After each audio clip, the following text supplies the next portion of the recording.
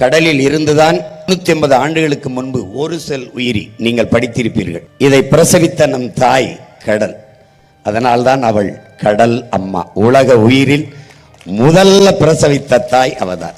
இதில் இருந்துதான் பல்வேறு படிநிலை மலர்ச்சி மாறி மாறி மாறி அதை பரிணாமம் என்கிறார்கள். நாம் படிநிலை மலர்ச்சி என்கிறோம். ஒவ்வொரு காலகட்டத்திலும் பல ஆயிரம் ஆண்டுகள், பல லட்சம் ஆண்டுகள் அப்படி மாறி மாறி மாறி மாறி பல்வேறு படிநிலைகளில் பல்வேறு வடிவங்களை பெற்று மாறி வருவதை பாருங்கள். அப்பரப்பில் தோன்றிய எல்லா உயிர்களும் வளர்ச்சியடைய ஆதித்தாயான அந்த கடலே காரணமாக இருக்கிறார்.